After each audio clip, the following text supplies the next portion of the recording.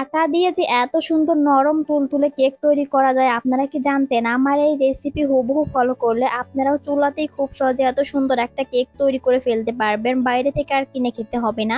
আজকে আমি মাত্র একটা ডিম এবং আটা দিয়ে চুলাতেই এত সুন্দর নরম তুলতুলে কেক তৈরি করেছি। চলুন তাহলে কিভাবে কেকটা তৈরি করলাম আগে দেখে নেই। প্রথমে কেক তৈরি করার জন্য নিয়েছি রুম টেম্পারেচারে থাকা একটা ডিম। ডিমটা বড় ছিল, একটা ডিম থেকে দুইটা কুসুম বেরিয়েছে। আপনাদের যদি ডিমটা ফ্রিজে থাকে তাহলে আধা ঘন্টা আগে ডিমটাকে ফ্রিজ থেকে বের করে নেবেন।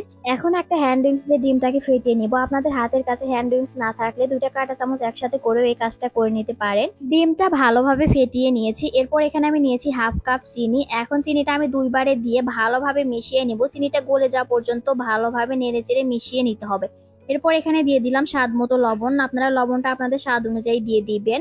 এখন একটু সময় নিয়ে ডিম এবং চিনিটাকে খুব ভালোভাবে মিশিয়ে নিব। এই কাজটা করতে কিন্তু তাড়াহুড়া করা যাবে না।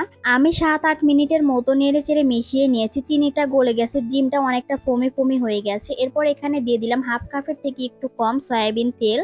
তেল দিয়ে আবারও 1 মিনিটের মতো ভালোভাবে মিশিয়ে নিয়েছি। এরপর কয়েক ফোঁটা ভ্যানিলা এসেন্স দিয়ে আবারও ভালোভাবে মিশিয়ে নিয়েছি। সবকিছু খুব ভালোভাবে মিশিয়ে নিয়েছি। এরপর এখানে নিয়েছি হাফ কাপ আটা। একটা ডিমের জন্য হাফ কাপ আটাই যথেষ্ট। এরপর আমি অর্ধেক পরিমাণ আটা দিয়েছি এবং 1 চামচ বেকিং পাউডার দিয়েছি।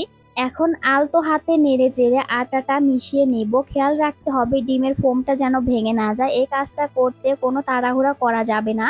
এখন বাকি আটাটুকু দিয়ে দিব। আবারও আলতো হাতে নেড়েচেড়ে মিশিয়ে নিব। আপনারা দেখলেই বুঝতে পারছেন যে আমি কিভাবে কাজটা করছি, এখানে বলার কিছুই নেই।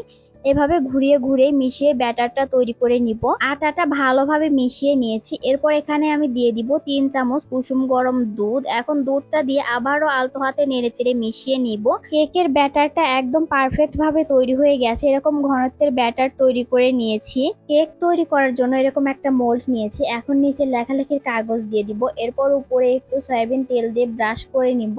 এখন উপর থেকে কেকের ব্যাটারটা ঢেলে দিব। এরপর কেকের মোল্ডটা ধরে 2-3 বার ড্যাব ড্যাব করে দিব। এরপর উপর দিয়ে বাদাম কুচি দিয়ে দিব। এখানে আমি নিয়েছি কাঠবাদাম। কাঠবাদাম কুচি করে দিয়েছি। বাদামটা অপশনাল, হাতের কাছে থাকলে দিবেন, না থাকলে না দিবেন। এখন কেকটাকে বেক করে নিব। প্রথমে চুলায় একটা পাতিল বসিয়ে দিয়েছি। এরপর একটা স্ট্যান্ড বসিয়ে দিয়ে কেকের মোল্ডটাকে দিয়ে দিলাম। এরপর মোল্ডের ঢাকনা দিয়েছি। এরপর পাতিলের ঢাকনা দিয়ে ঢেকে 35 মিনিট বেক করে নিয়েছি।